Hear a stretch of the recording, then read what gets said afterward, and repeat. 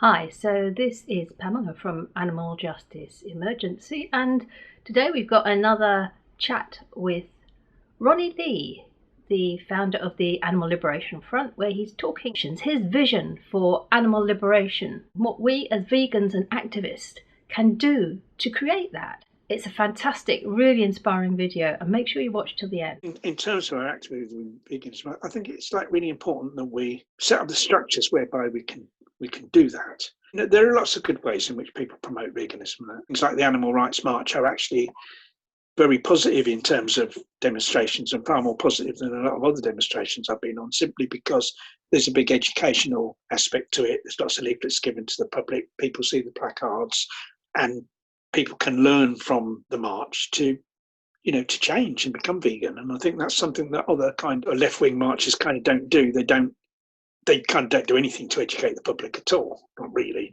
It's just everyone giving leaflets to everyone else. It's on the march, you end up with a great big pile of socialist worker leaflets.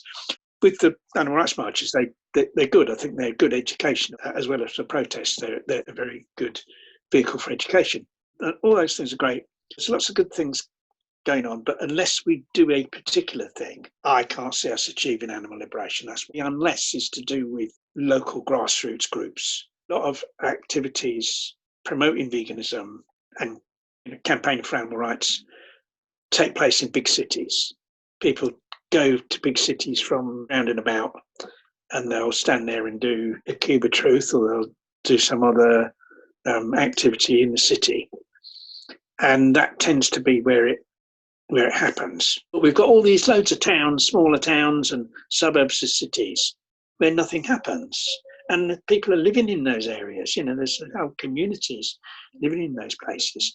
And all that, and the message needs to be taken to those people. The only way we're going to do that is through grassroots groups in those areas. Another really important thing to remember about that is that these areas are from where the politicians are elected. Politicians aren't just elected from big cities, they're elected from all these constituencies all over the place that include small towns and everything.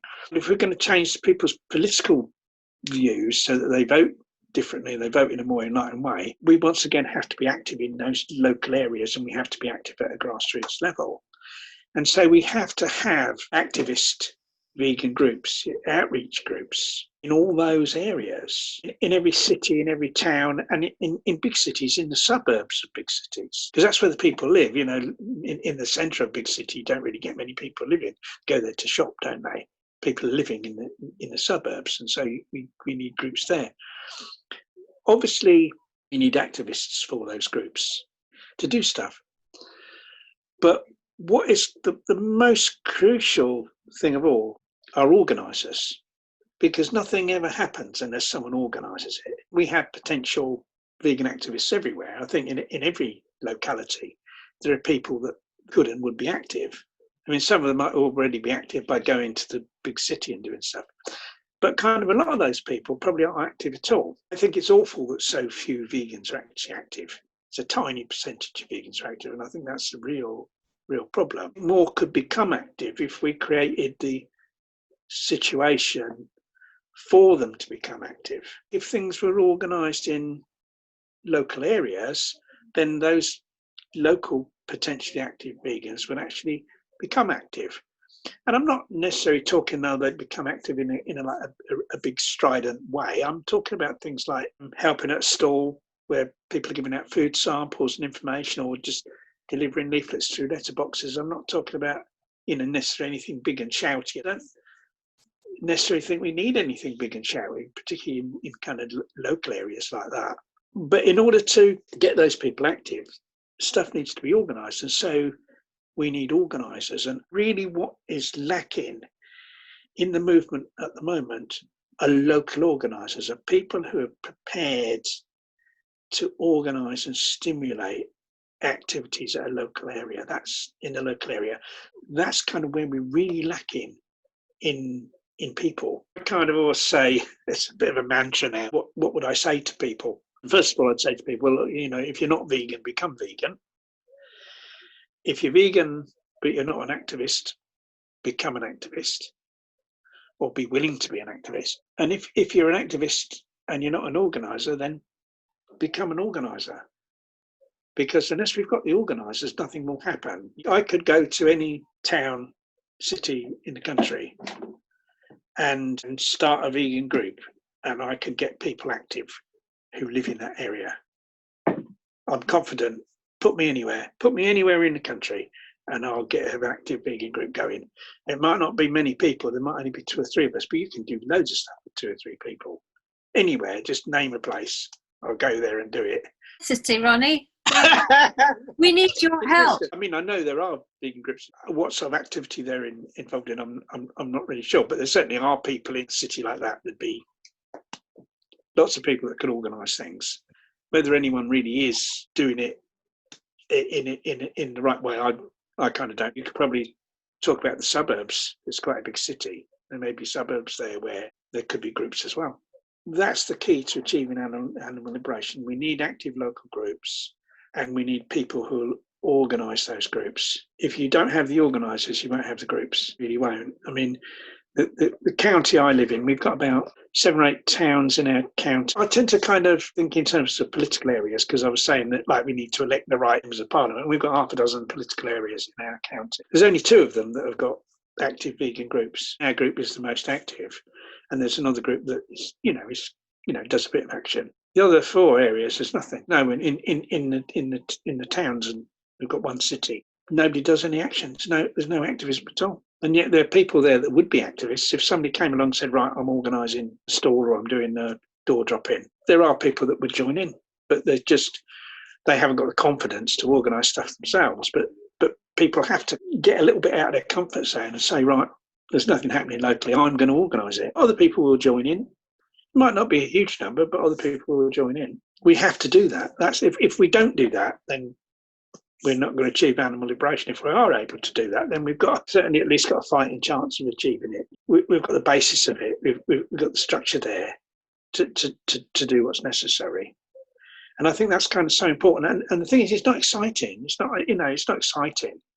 It's not like, shouting, and it's not like standing with a mask. Although if people want to do, that's fine. I'm not against that. If people want to stand with masks and computers, but do it everywhere. Don't just go in the big city and do it. Do it like if you've got a little town square, do it there if that's what people want to do. Fine, localise it. Important events at community centres. We do stalls at local dog rescue events. I mean, it's difficult at the moment, obviously, with COVID and that, but normally we'll give them 15 quid or whatever, and it goes to a good cause, and then we'll have a stall at their event. And you're dealing with people that already care about some animals. So at least you've got to start with those people to educate them to go vegan. Environmental events. We have very good links with our local environmental groups, with Friends of the Earth, got a local Extinction Rebellion, Transition.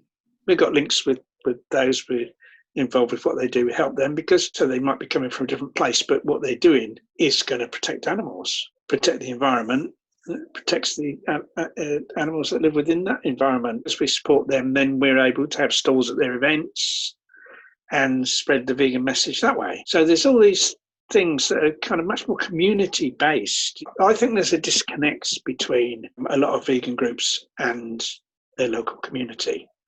And people will go into a big city, right? And most of them aren't from that city anyway, and they're going into a shopping area in any case. And they'll do some kind of demo, or they'll do a Cube of Truth, or they'll do some, vegan event. And that's great, but there's no community involvement. There's no community. Those people aren't involved in a local community, going deep into that community to educate people, putting on events at community centres, and putting leaflets through people's letterboxes and doing stuff at local events. They're not, it's a hit and run, isn't it? Just go there, do a thing in the town centre, right, away you come. There's no involvement with the community. To educate people, we have to be involved with the community. There's got to be that interaction with the community to do it. And as a movement, we're not doing it. We're not doing it at all. Well, we are, but in only a few areas. It needs to be everywhere. I find that very thought-provoking and inspiring. Hopefully, we can have another conversation about working with communities where you can share a little bit more of the actual nuts and bolts of how one does that sort of thing. Because I think you're absolutely right. That this kind of like grassroots structural change activism needs to be part of the whole vegan outlook. But I just want to say thank you so much, Ronnie, for your time. And grassroots is the way forward. I found that really inspiring. When I was editing it, it was a great opportunity to really think about what Ronnie Lee was saying. And there's so much truth in what he speaks. And that basic work that we do of organising at grassroots level and building community and being part of community is part of changing the world, part of creating animal liberation, part of ending the war on animals. So if you like this, there will be more chats with Ronnie and other people. This is Pamela from Animal Justice Emergency. Together we can end the war on animals and create total liberation. Please like and share if you like this, and subscribe as well.